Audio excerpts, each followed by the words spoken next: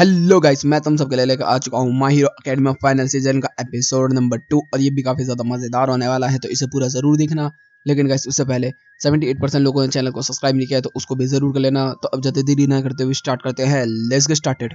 तो एपिसोड की शुरुआत में हम एक घर देखते हैं जिसके अंदर एक बच्चा होता है जो एंड पैन मैन की कॉमिक को पढ़ रहा होता है।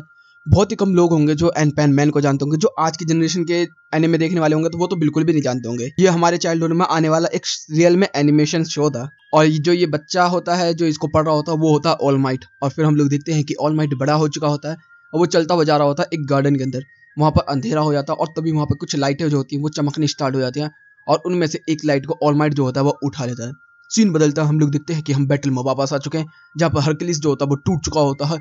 और इधर से जो ऑल फॉर वन होता है वो कह रहा होता है, ऑल माइट तेरे जीतने के चांसेस अब 0 है, तेरे चेहरे की मुस्कुराहट कहाँ गई बच्चे।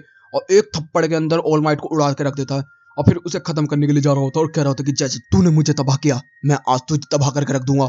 और जैसे ही उसे जाता तभी वो अचानक से रुक जाता और हम लोगों को देखने मिलता है वहां पर आ जाता है हीरो किलर स्टेन, और वह आते ही कहता है कि सबका खून तो है लाल ही ना। इधर से हम देखते हैं कि जिसके अंदर कुछ देर पहले जब टोडोरोकी वगैरह जो होते हैं वो दाबी से फाइट वाइट करने के बाद रिलैक्स कर रहे होते हैं, तभी यहाँ पर ऑल माइट ने उनसे कॉल किया था और बात की थी और बोला था कि जल्दी से चल तुम लोग बाक्को की तरफ चलो। इधर से हम देखते हैं जो स्टेन होता है वो ये सारी चीजों को सुन लेता है और वो कह रहा होता है कि मुझे तेरी मदद करनी होगी, मुझे पता है। इधर से हम देखते हैं कि वो जगह जगह पर जितने भी खून के धब्बे पड़े हुए हैं सबको सूंघ रहा होता है और कह रहा होता है कि नहीं ये ऑल माइट का नहीं है, नहीं ये ऑल फॉर वन का भी नहीं है, नहीं नहीं नहीं। और ऐसे ही करते करते वो आगे की तरफ बढ़ रहा होता है, लेकिन आखिरकार उसको वो मिल जाता है और वो उसको लिख करके यहाँ पर रोक लेता है। यहाँ पर जो स्टेन होता है वो कह रहा होता है कि तुझे याद तो है ना ऑल माइट, मैं जब तुझसे लास्ट टाइम मिला था तो मैंने क्या कहा था कि मैं तेरे हाथों मरना चाहता हूँ, केवल तू ही है वो हीरो जो मुझे मार सकता है। तो अभी के लिए इस कीड़े को खत्म कर जाए। और दोनों के दोनों अटैक करने के लिए बढ़ते हैं, लेकिन तभी हम लोगों को देखने के लिए क्या मिलता है कि ऑल फॉर वन ने अपने पूरी बॉडी में से सारे खून को बाहर निकाल दिया होता है। और यहाँ पर हमारे जितने भी लोग होते हैं सब शॉक्ड हो जाते हैं कि ये क्या क्या उसने। तभी वो कहता है कि जब तू जेल से भाग गया था ना मेरे साथ ना रह के, तभी मुझे शक था, तभी मैंने ये चीज सीखी थी। और ये इसलिए क्या होता है क्योंकि अगर इसके अंदर ब्लड होगा तो इसके मूवमेंट्स नहीं हो पाएंगे, लेकिन अगर सारा ब्लड निकल जाएगा तो ये मूवमेंट्स फ्रीली कर सकता है। और भाई वो स्टेन को पकड़ता है अपने हाथों में और घुमा घुमा के गुलेल की तरह दूर फेंक के मारता है। और वो कह रहा था कि हीरो किलर स्टेन, आज तो ये तेरा बाप मारेगा, तू बहुत बड़ा मर्डरर बनता था ना, तूने शिराराकी को भी परेशान किया है, तो आज तेरी मौत पक्की है। और इधर से स्टेन मरा पड़ा होता है, इधर से जो ऑल माइट होता है वो बचाने के लिए आ रहा होता है और वो कह रहा होता है कि ऑल माइट मेरे हीरो, और तब तक एक पंच पड़ता है जिससे कि स्टेन का खून खून हो जाता है। और तभी ऑल फॉर वन जो होता है पीछे मुड़ता है और ऑल माइट पर हमला करता है, लेकिन तभी हरक्यूलिस की आखिरी शील्ड आ जाती है और वो कह रही होती है कि मैं बस तुम्हें थोड़ा सा बचाने के लिए आई हूँ। और तभी ब्लास्ट हो जाता है और हम लोगों को देखने के लिए मिलता है कि हमारा ऑल माइट भी उस अटैक के चपेट में आ चुका होता है। सीन बदलता हम देखते हैं कि ऑल माइट का खून खून होने का होता है। उस देर से नाना आ जाती है और वो कह रही होती है कि मेरे बेटे तू तो काफी ज्यादा ताकतवर है, तो अभी भी लड़ सकता है। तो कहता है कि हाँ मैं लड़ सकता हूँ मास्टर। तभी यहाँ पर नाइट आई भी आ जाता है और वो कह रहा होता है कि मैंने तुझे सब कुछ बताया था ना। और इधर से हम देखते हैं कि करंट टाइम के अंदर वो पड़ा होता है जमीन के अंदर, और इधर से वो कह रहा होता है कि मुझे हार नहीं मानना बिल्कुल भी, मुझे उसके लिए एक होप बननी है।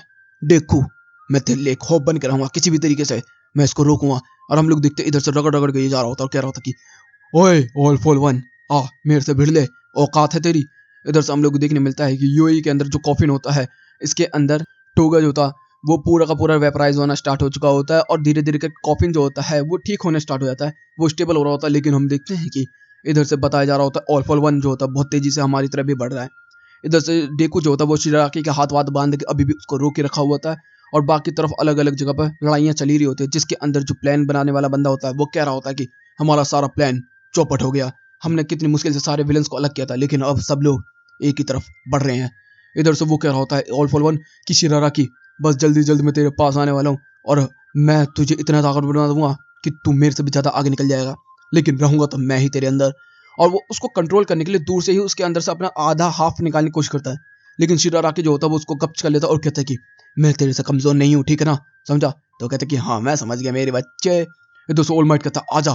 इधर से हम देखते हैं कि दो बंदे जो होते हैं वो रिकॉर्डिंग कर रहे होते हैं, जो कि रिकॉर्डिंग पे लगाए होते हैं, और इधर से सीन आता है उनकी रूह कांप रही होती है, और क्योंकि ऑल माइट की बैंड बच चुकी होती है। इधर से ऑल फॉर वन जो होता है उसे उठा के लेकर आ रहा था, उसे टांग से लटका के। इधर से हम देखते हैं कि डेकू वगैरह और शिराकी की लड़ाई अभी भी चल रही होती है, जिसके अंदर शिराकी को पकड़ के रखा होता है और सब लोगों ने इतनी मेहनत की होती है, लेकिन अभी भी शिराराकी जो होता है वो रुकने का नाम ले रहा होता है। तभी डेको दूर की तरफ एक लाइट दिखता है, तो देखने के लिए क्या मिलता है कि उसे ऑल माइट की लाश देखने के लिए मिलती है, जो कि उसके सामने ऑल फॉर वन लेकर आ रहा होता है। इधर से डेको बोल रहा होता है कि मैं तुझे रोक के रहूंगा। इधर से वादा जो उसने किया होता है वो कह रहा होता है कि मैं कभी रोऊंगा भी नहीं, लेकिन उस दिन उसकी आंखों से आंसू छलक गए। ऑल माइट ने मुझको सिखाया था कि नहीं रोने का, लेकिन अब मैं क्या करूं, मेरी याददाश्त से तुम्हारी तस्वीर गायब हो रही है। मैं क्या करूं ऑल माइट, मैं क्या हीरो बन सकता था? तुमने मुझे बताया था, तो तुमने कहा था कि हाँ, हार्ड वर्क से कोई भी बन सकता है। तो मैंने हार्ड वर्क किया और मैं हीरो बन गया। क्या मैं फिर भी अपने प्यारों को नहीं बचा सकता? तभी हम देखते हैं कि ऑल माइट जो होता है वो ठीक हो जाता है, अब वो उसको गपचा लेता है। तभी यहाँ पर जो ऑल फॉर वन होता है वो भी कह रहा होता है कि ये कैसे हुआ? तभी वो कहते हैं याद कर नाना। और हम देखते हैं कि जिसके अंदर ऑल फॉर वन के साथ पहले भी इनकी लड़ाई हुई थी, जब नाना जो थी वो थी वन फॉल ऑयल की मालिक। वहाँ पर वो फाइट वाइट हो रही होती है, जिसके अंदर हम लोग देखते हैं कि ऑल माइट को दूर निकाल दिया होता है जेट ने, और यहाँ पर नाना को जो होता है वो ऑल फॉल वन खत्म कर देता है, जिसके अंदर वो कहती है कि तुझे तो ऑल माइट ही कुत्ते की मौत देगा। और ऑल माइट ने उसके गले में हाथ बांध लिया होता है, और वो ये कर रहा होता है कि उसने अपने हाथ में बॉम्ब्स लगाए होते हैं जिससे कि वो उसे ब्लास्ट कर सके। और वहाँ पर वो रोशनी को देख रहा होता है और कह रहा था कि ये मेरा आखिरी समय है। तभी ऑल फॉर वन जो होता है वो अपने पिंसर से निकाल देता है और कह रहा था कि तुझे क्या लगा, तुझे एक हीरोइक मौत मिलेगी? नहीं, तुझे एक ऐसी मौत मिलने वाली है ऑल माइट जो कुत्तों से भी बुरी होगी।